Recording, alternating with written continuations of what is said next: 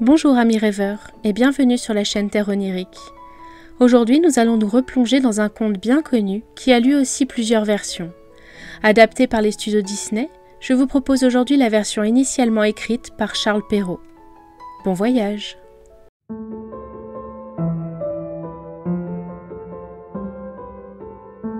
Il était une fois un gentilhomme qui épousa en secondes noces une femme des plus hautaines et fières qu'on eût jamais vues.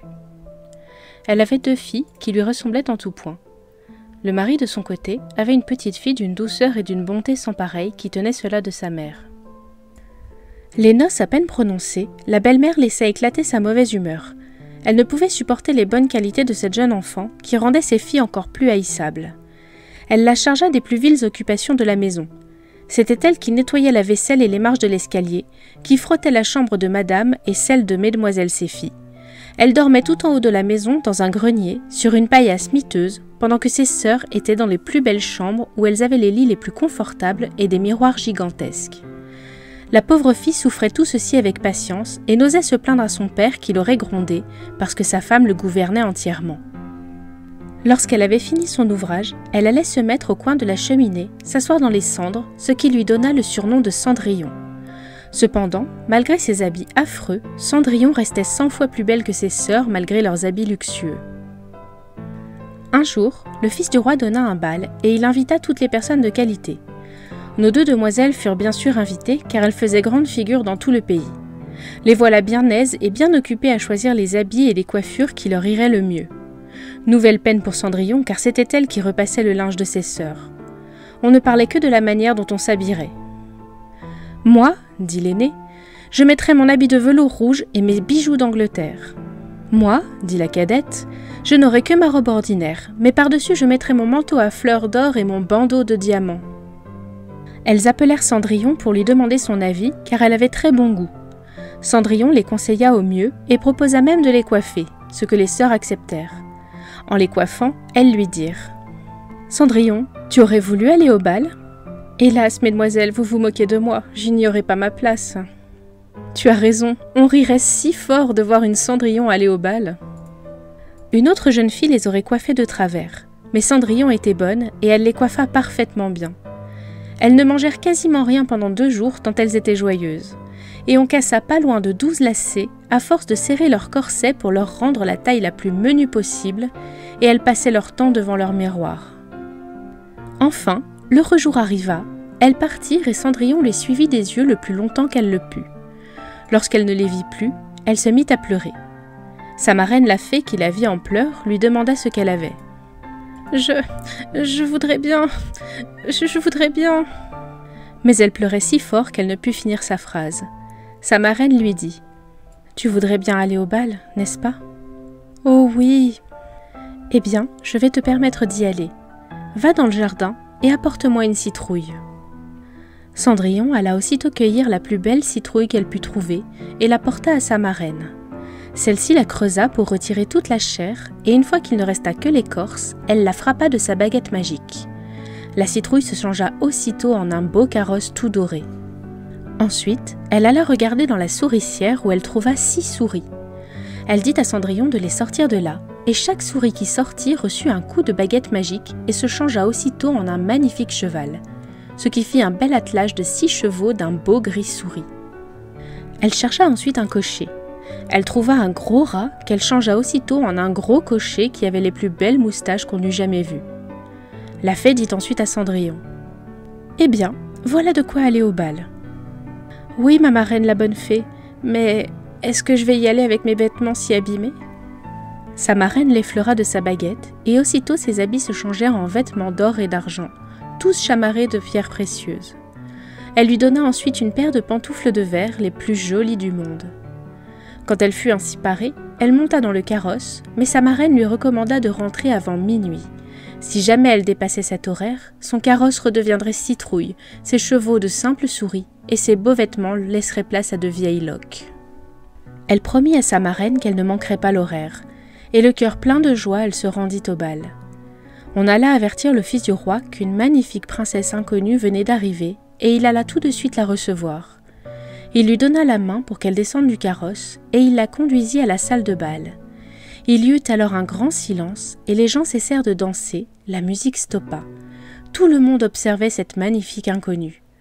Le roi lui-même ne se lassait pas de la regarder et de dire tout bas à la reine qu'il y avait bien longtemps qu'il n'avait pas vu une si belle et aimable personne.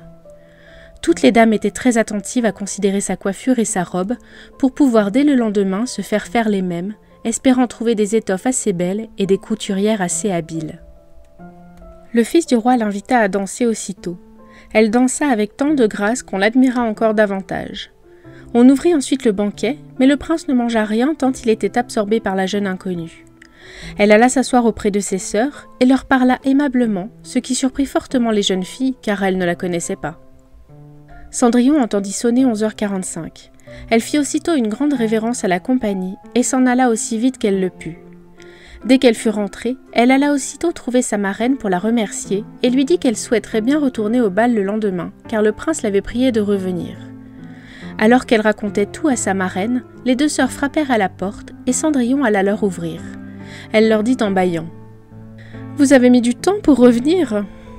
Elle se frotta les yeux et s'étira pour faire croire qu'elle venait de se réveiller.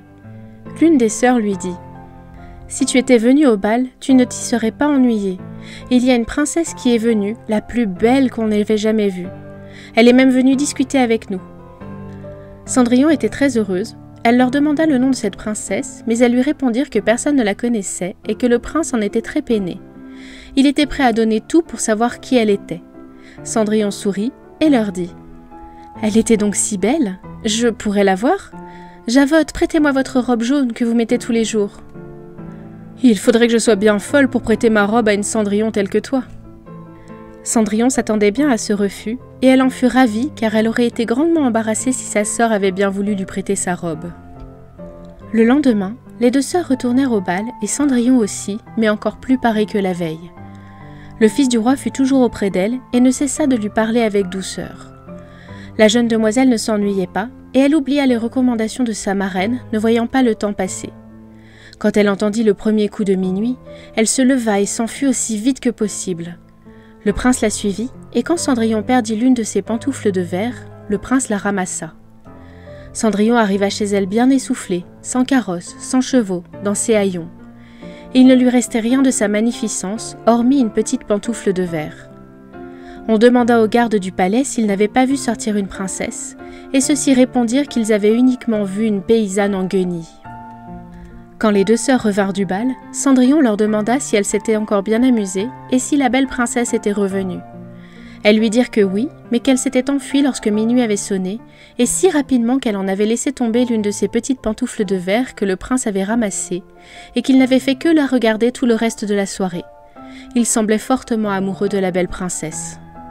Et elle disait vrai, car peu de jours après, le fils du roi fit publier qu'il épouserait celle dont le pied serait bien juste à la pantoufle. On commença à l'essayer à toutes les princesses, puis toutes les duchesses, à toute la cour, mais inutilement. On la porta aussi chez les deux sœurs qui firent tout leur possible pour faire entrer leurs pieds dans la pantoufle, mais elles ne purent en venir à bout. Cendrillon, qui les regardait et qui reconnut sa pantoufle, dit en riant « Est-ce que moi aussi je peux l'essayer ?» Ses sœurs se mirent à rire et à se moquer d'elle. Le gentilhomme qui faisait l'essai de la pantoufle ayant regardé attentivement Cendrillon et la trouvant très belle, accepta, disant qu'il avait ordre de la faire essayer à toutes les jeunes filles. Il fit ensuite asseoir Cendrillon, et en approchant la pantoufle de son petit pied, il vit qu'il y entrait sans peine, et qu'elle était faite à ses mesures. L'étonnement des deux sœurs fut grand, mais il fut encore plus grand quand Cendrillon sortit de sa poche la seconde petite pantoufle qu'elle mit à son pied. Là-dessus, la marraine la bonne fée arriva, donna un coup de baguette sur les habits de Cendrillon, qui devinrent encore plus magnifiques que tous les autres. Ces deux sœurs reconnurent en elle la magnifique princesse inconnue qu'elles avaient vue au bal. Elles se jetèrent à ses pieds pour lui demander pardon de tous les mauvais traitements qu'elle lui avait fait subir. Cendrillon les releva et leur dit en les embrassant qu'elle leur pardonnait. Elles allèrent toutes trois chez le prince, et celui-ci trouva sa princesse encore plus belle que jamais. Il l'épousa peu de jours après. Cendrillon fit loger ses sœurs au palais, et trouva pour elles deux grands seigneurs qu'elles épousèrent avec joie. Et ils vécurent tous heureux à jamais.